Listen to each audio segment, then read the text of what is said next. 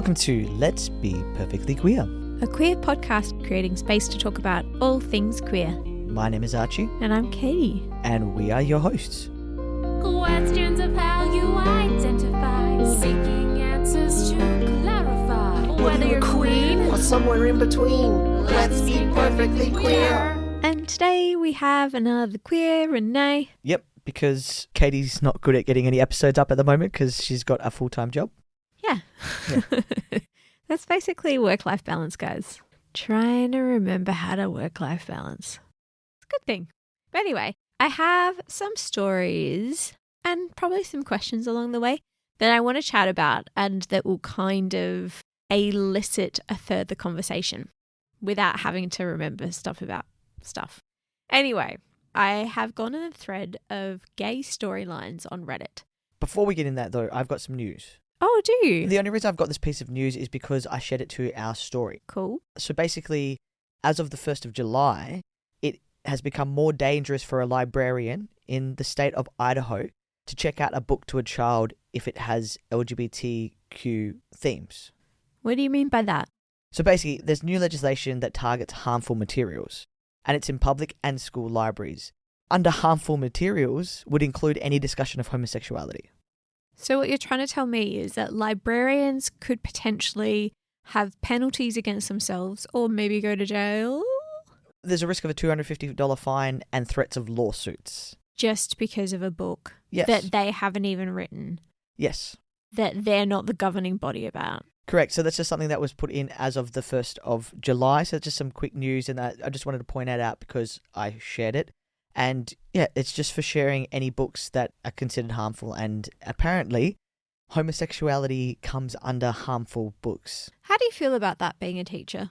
It's ridiculous, Right? I was growing up and, there's so many books that you read and you just disagreed with. You were told to read them in English and that kind of stuff. And you just talked about it. You disagreed, you moved on, right? So not allowing kids to have access to materials like this, you're diminishing their ability to grow and evolve. And it's not just about the kids who are LGBT. So of course, it's going to affect them because they're not going to have access to more materials or information or knowledge about being LGBTQIA+.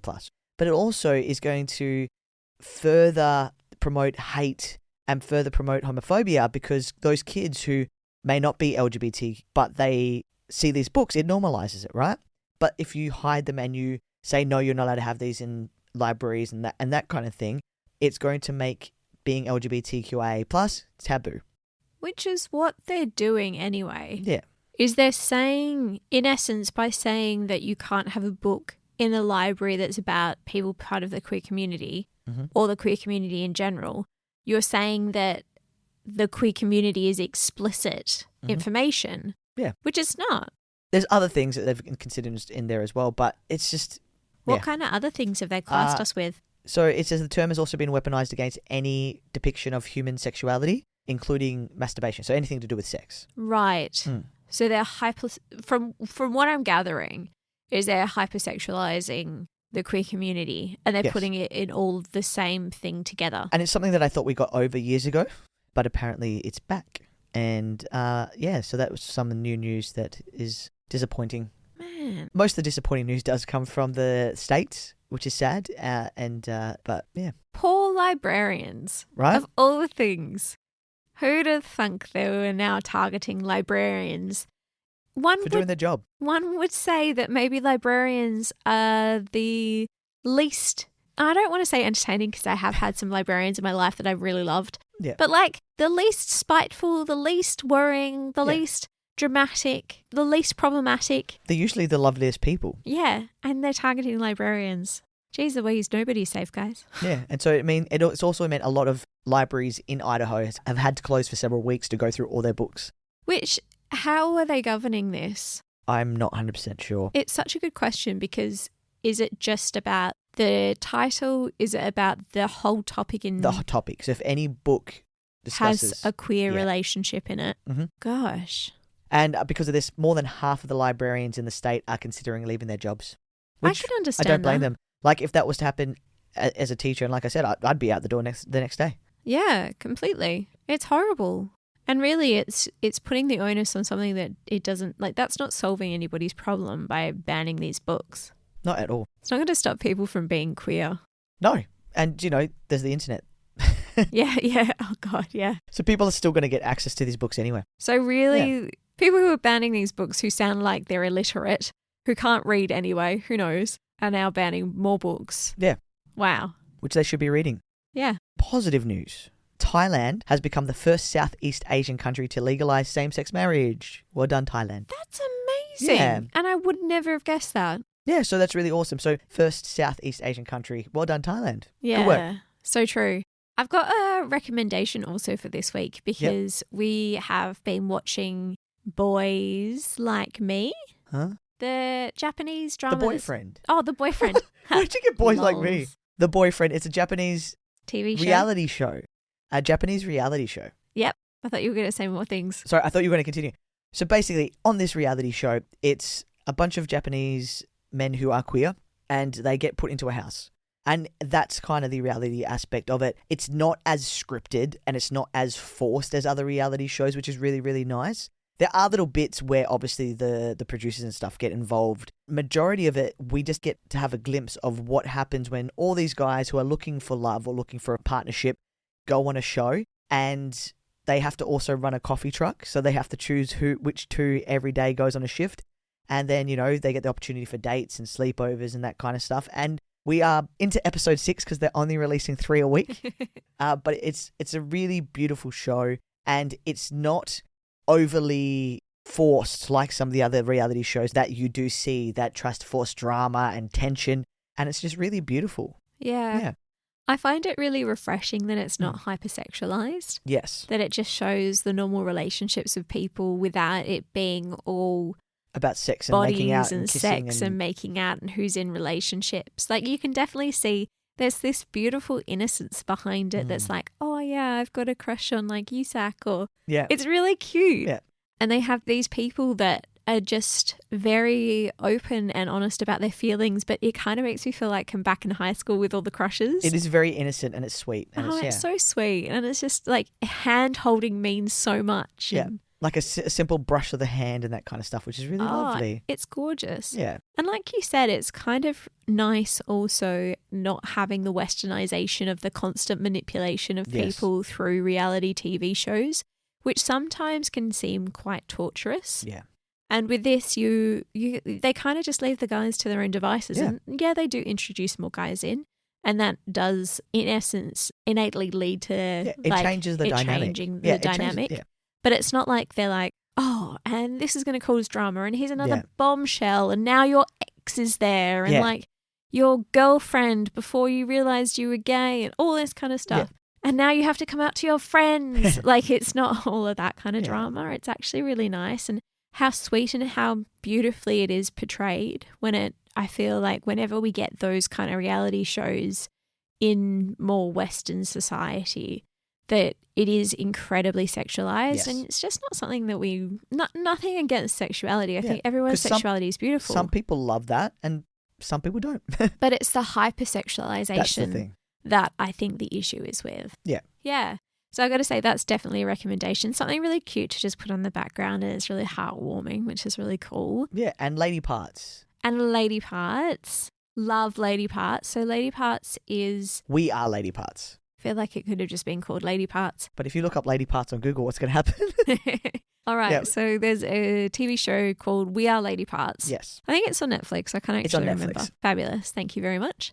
And it's about a Muslim girl band who basically, it's very cute. It's like a combination of between a very cute rom-com to very feminist kind of drama-ish, and it's following this beautiful girl band, and it talks about feminism. It talks about the struggles of being Muslim in the community and how that's represented, and how getting into mainstream is such an important thing to see and normalize growing up in that kind of community. And it does show the struggles of, there are some characters who are queer, and the struggle of presenting and being Muslim and being quite spiritual and religious while being part of the queer community and coming out to your family and also being acceptance. a punk rock band, which is very taboo. Oh, absolutely. Yeah. It is so cool. We binged it. Oh, we binged it like we crazy. hardcore binged it. It was amazing. I loved it.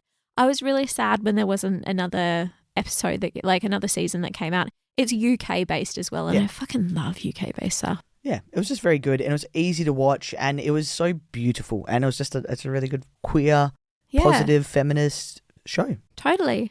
On my to watch list at the moment is the Will Ferrell documentary about his best friend who happens to be trans and finding out that.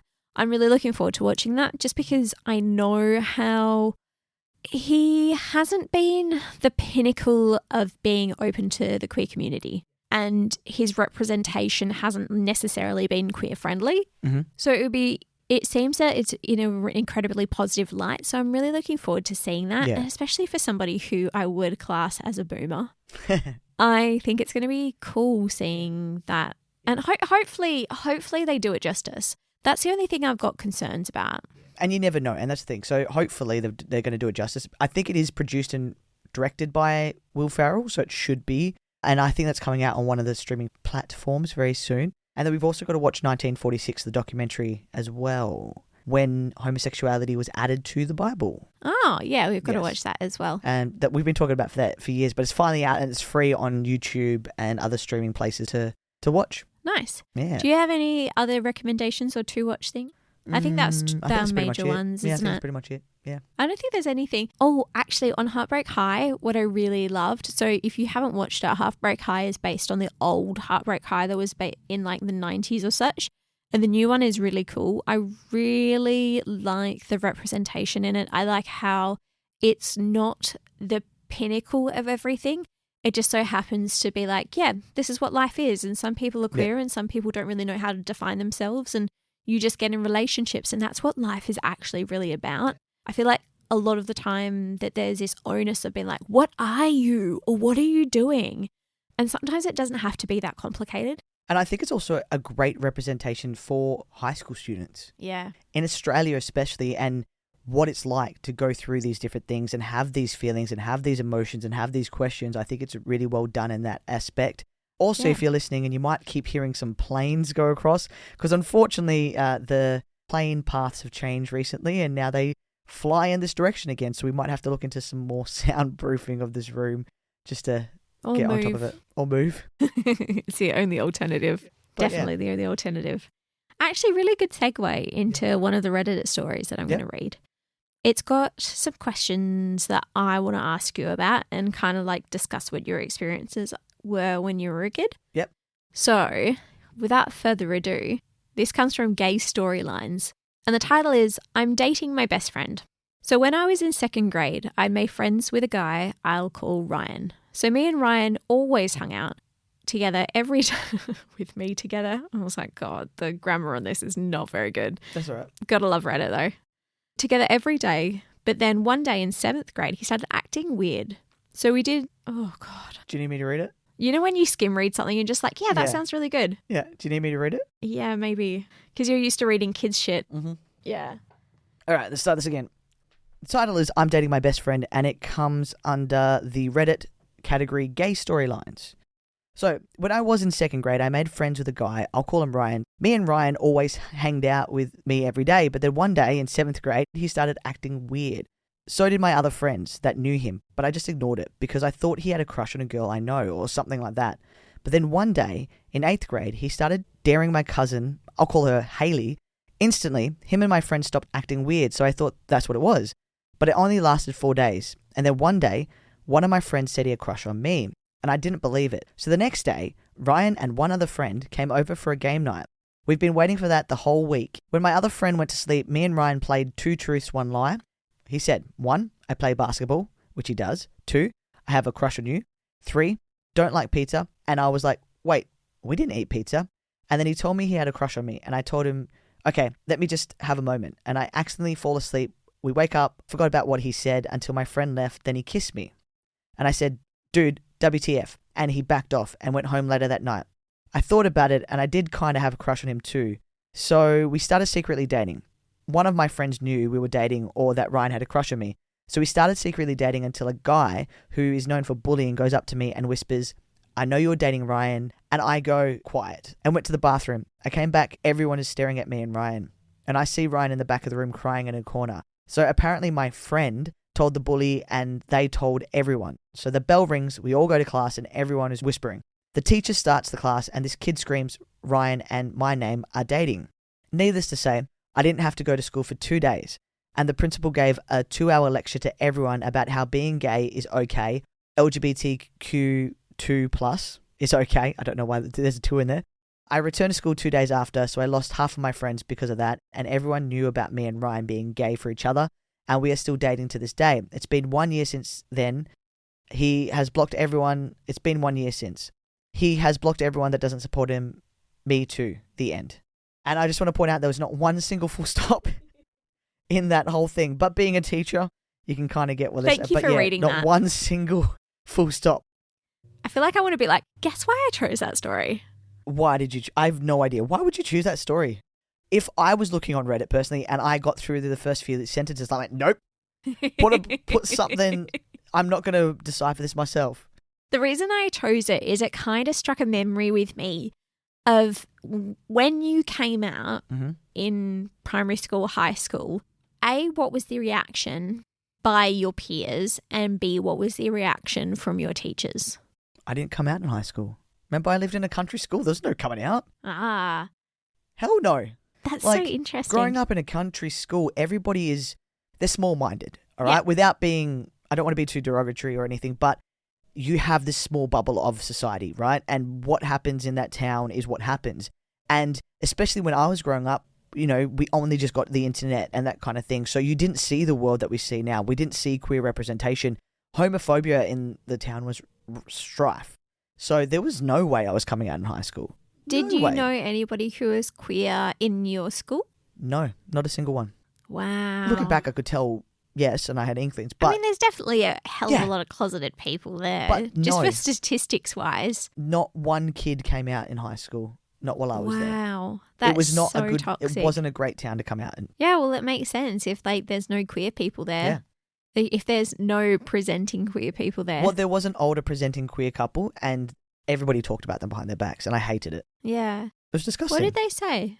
Oh, they just made comments or sniggers and stuff like that, and I thought it was disgusting, especially because they were my friends. Yeah. So I didn't like it at all. Well, because, in a small country town, I was younger, but you do make friends with people who are like twice your age. It's just, which you're looking at it now is pretty messed up, but in a small country town, that's very normal.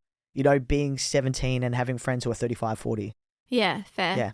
When did you first come out and have to attend an institution? Like you were out in uni? Yes, correct. Before uni? No. So you were out in uni? Yeah.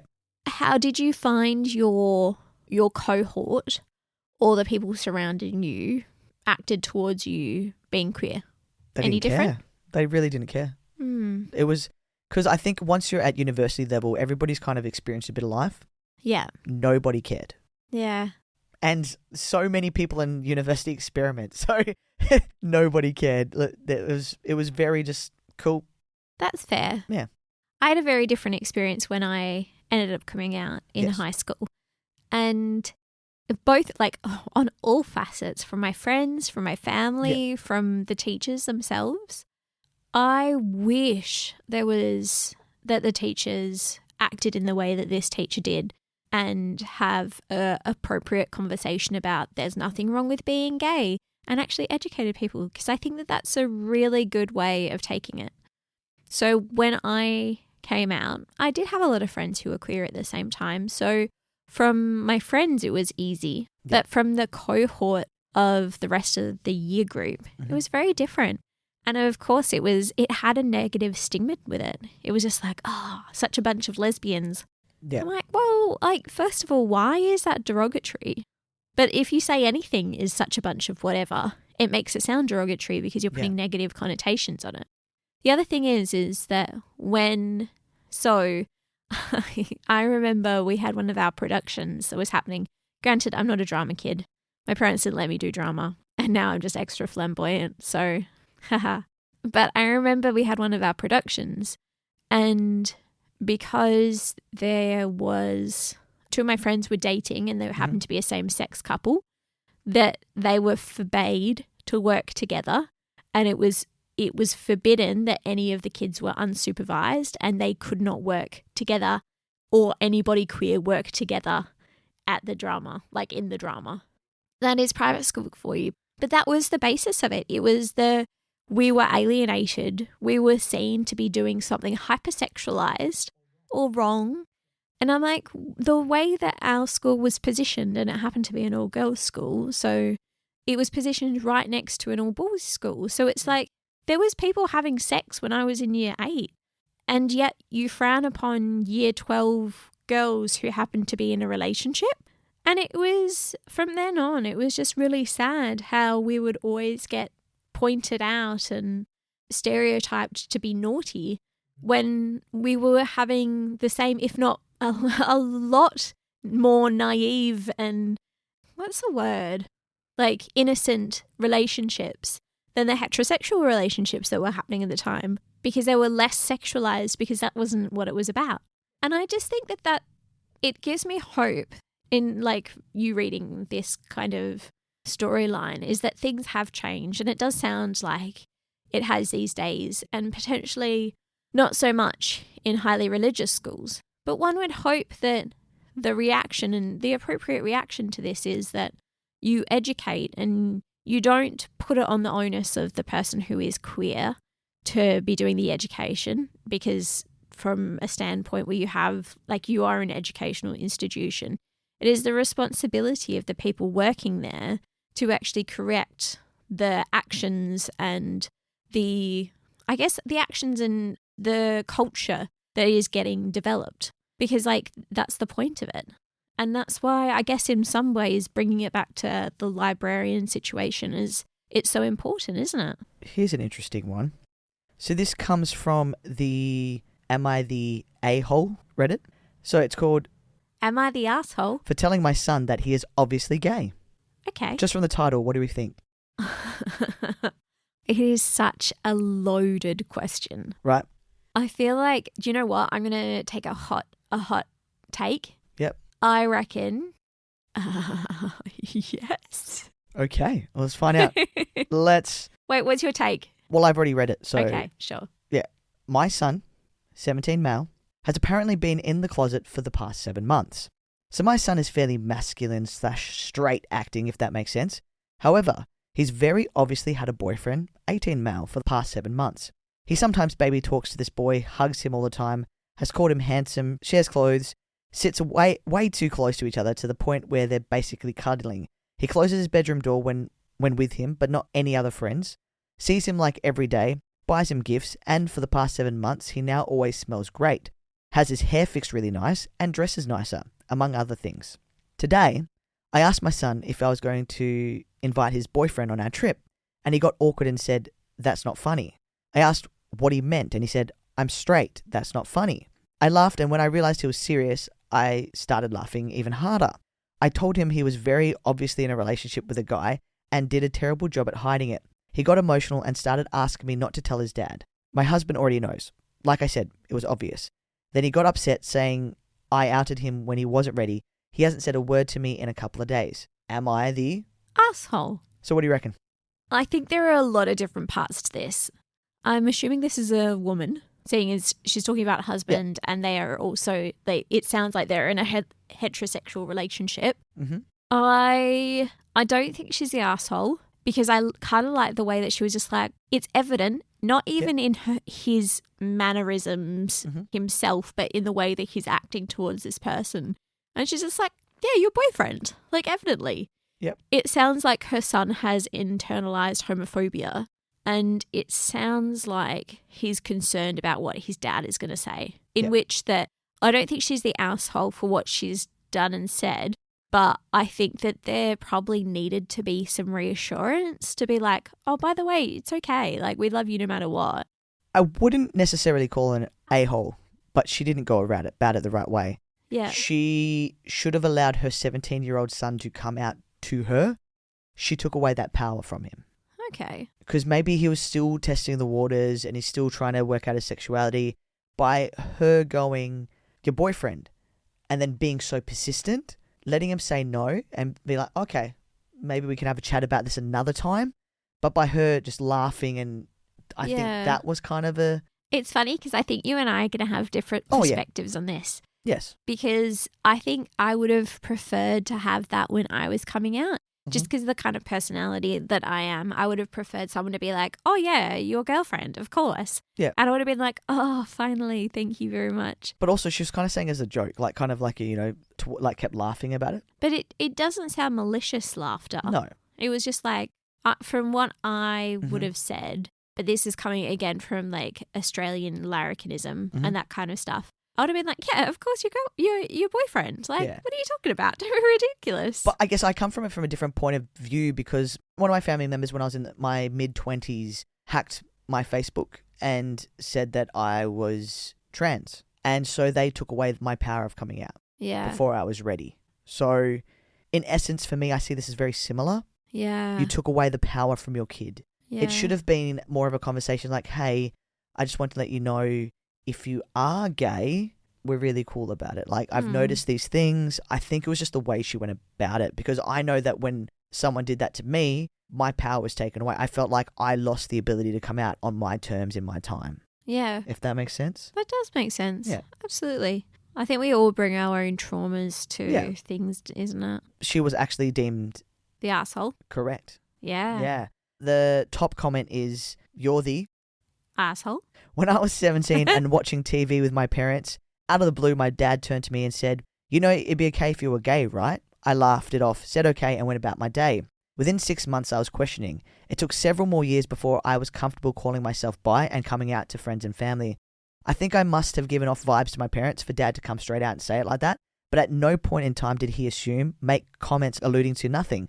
I was given time and space to reach that conclusion on my own. You took that away from your son. Instead of saying something to the effect of, if you are, cool. If not, cool. We love you regardless.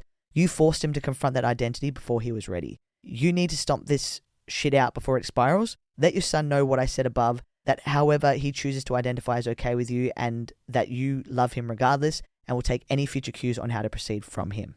I think that's really well thought through. So would you agree? I'd agree with that comment. I think that's fine. I think it's a little bit of like, everybody sucks but nobody sucks kind of deal.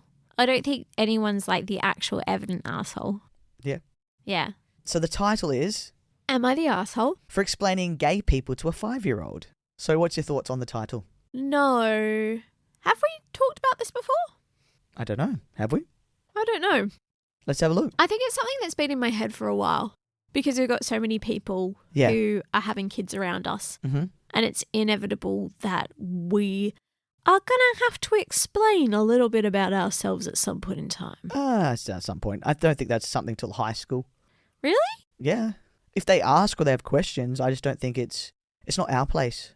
No, I don't think it's our place because we're not the parents. Exactly. I don't know. I don't think it's our place. I don't think it's our place because we're not the parents. I guess it depends on the situation of where and who this person is and how they're related to the 5-year-old. That's exactly right. I think it depends on the situation, but I think it also depends on the relationship you've got with the person, like the parents. Yep. And I think it depends on like what the parents are like when it comes to openness, because I know that like I've had friends before who they've got cousins who are gay. They're like married queer women, fabulous. Yep. And they just explained it to their kids. They were like, oh, yeah, your aunties, of course. And they'd be like, oh, yeah, totes. Yeah. So I guess it all depends. Yeah, It's really all depends. Depend on the factor. Hit me. All right. I, 24 male, have a sister, S, 28 female, who got recently married to a guy, G, 33 male. And G has a daughter, D, who is 5 female. So why obviously, couldn't they just do names? They could have just come up with, different names. Mate. Anyway, who our family treats like my sister's daughter. Some context. My sister was always supportive of my coming out, and G is less supportive, I think. For example, my boyfriend wasn't invited for their marriage, and the excuse was that his mother is very religious. Before me, my sister and my boyfriend used to have dinner together. After the marriage, my sister never invited us together to her place. It's always in a restaurant, and G doesn't go. My sister asked if I would take care of D for this weekend, so she and her husband G could take a weekend off to celebrate 3 years together. I changed some plans and told them that I would do it. D is a nice little girl. She's very talkative and she's really sensitive. On Saturday, we went to the mall with my boyfriend. At the mall, there was a workshop, arts and crafts at the playground, and I left D there for 2 hours so I could have some time with my boyfriend. I asked my sister beforehand if that was okay, and she said that D loves the workshops. Okay, cool. When saying goodbye, yeah, I was a bit worried I about know, leaving. you and I looked at each other and were just like, what the fuck? Leaving a kid, look, you're going to babysit a kid and leave him alone for 2 hours? Anyway, when saying goodbye, my boyfriend gave me a little goodbye kiss. Nothing much, just a little kiss. I wasn't even sure if Dee saw it. Sunday morning, I was watching TV with her and she asked me if my boyfriend was my friend, and I said yes. But she asked why he kissed me, and I had a little bit of a gay panic. I carefully explained to her that he was the same that my sister was to his father. She told me, but you're boys. And I said, there are boys who like boys and there are girls who like girls, and that's okay. She didn't say anything after that. On Monday, I got an angry text from G saying that D was confused because of me. I called him and he was just shouting that I had no right to introduce my way of life to his daughter. I was shocked and I called my sister, who said that I shouldn't have told D what gay people is. Tuesday in the afternoon, I got an email from G saying that he was taking D to a psychologist to see what damage I caused to his daughter and that I was supposed to pay for the session. He was even talking about a lawsuit against me. I was very shocked and I called my dad, who is a lawyer, to ask him what I should do. My parents were very upset with the situation and they decided to come to our city. We, me and my sister, live in the capital and my parents in a small city 3 hours from here. The situation escalated a little bit because G told my dad that he wasn't going to make the same mistakes that he did with me, and my dad was very angry about it. He said that G isn't welcomed in our family anymore and he doesn't want to ever see him again. My sister, who I thought was at my side, just flipped at me saying that my mistake was going to destroy her marriage. My parents are on my side and my friends too, but my sister is very angry at me, and even her best friend texted me saying I was stupid and childish to bring my father to the matter. So, Reddit, am I the asshole? Here. No. Not even slightly. Wow, that's a real shame that his relationship has been destroyed with his sister because of G's homophobia and blatant homophobia. And it's such a shame that the sister isn't actually supporting her brother. It's a shame that the sister allowed someone else to come in between their relationship. Yeah, totally. If someone doesn't fit into your family and to your morals and your beliefs, it's never going to work. No. There'll always be something that's going to get in the way. And obviously this is going to be a massive turning point for their relationship and what happens there. And really that goes against all the values of caring, support and loving, and that he completely flipped out when he was just... the kid asked a question. Kids ask millions of questions. Exactly. Especially because she's, 5? Right? And if they didn't want their kid knowing about it, they should have said, hey, I know you're going to have your boyfriend around and stuff, or please this weekend don't have your boyfriend around, etc. So you're putting blame on someone who doesn't deserve it at all. Also the psychologist. Oh, that's ridiculous. Oh, excuse me, from the afternoon you spent with my child, I now need to take her to a psychiatrist. Your child is going to need more therapy from your parenting than they are from one weekend with the gay uncle. You know what I mean? God forbid that child grows up as anything apart from like bland normal. Reddit said they are not the a-hole. The reason that Archie's not saying asshole, by the way, if you're ever questioning, is because he's a teacher and he doesn't feel comfortable with saying asshole. And that is not because that he doesn't say it in real life. Archie does say asshole in real life. It's that we are not going to be hearing it from a teacher. Yeah. It's with social media and manipulation stuff, I do have to be a little bit careful about what I say on this podcast. Yeah. Yeah. Except I won't. So I will be the voice of asshole. Yeah, so top comment there was not the asshole. Your sister's husband is homophobic. Your sister knows he's homophobic and is happy to use you as a babysitter but not stand up for you. That's it. Yeah. Yeah. It's very true. What other comments? What's up? What other comments? Oh, you want some more comments? Yes, please. Yeah, of course. I'm going to go back to it. When you started putting your phone away, I was just like, Bebe, I'm not ready. Yeah. So other comments. If that child is gay or trans, you may have saved their life in the future by showing them that their uncle and grandparents are willing to take a stand for love. You owe your user sister nothing, but we all owe it to children to create a world that doesn't harm them. Oh, that's so beautiful and so right. How many upvotes did that comment get? The first one or the second one? The second one. The second one got 758. The first one got 2.3k. Nice. Yeah. Nice. I like that. That's been our Reddit Am I the episode. Asshole? Yeah, well, we went down that path. Assholes I've said. So every now and then we'll do a bit of some Reddit AITAs and some questions, but there hasn't been as many questions recently. No. I think Which is a good thing, though, because it does show that the world... Is it? We don't know. Trump might be coming back into the presidential elections. And then we'll see what world happens after that. Stay safe. Yes, please, everyone in the States, with everything that's going on, please stay safe. We do have a few of you listeners over there. We do notice where we have some listeners, so please stay safe there. I wish we had a bigger house and you could all just come and live with us in Australia. Yeah, refugees, come to our house. Yeah. We can create the new... I suddenly feel like we're creating a cult. Yeah, I was going to say the new gay and lesbian kingdom. Finally. In our house. Finally. Maybe not in our house. I feel like we need a better scenery. We should get, honestly, if anybody wants to come into WA, we've got some of the best beaches. So if we were going to start a gay and lesbian cult, we'd do it down south, which is like the south part of Western Australia. So it's like Margaret River? There's gorgeous wineries. We could do it, guys. There's cideries if you don't drink wine.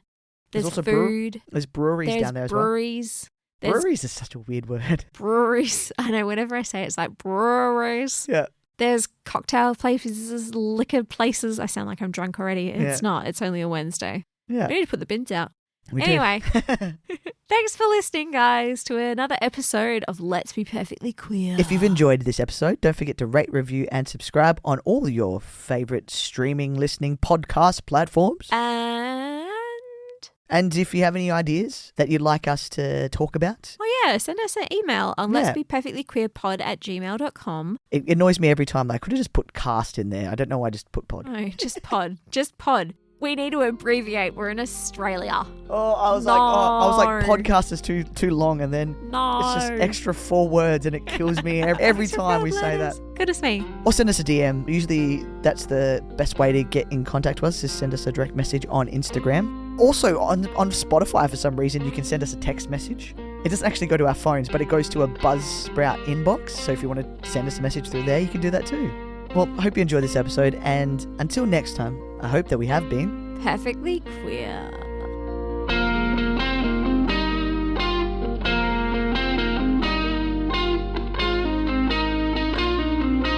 Let's be perfectly queer.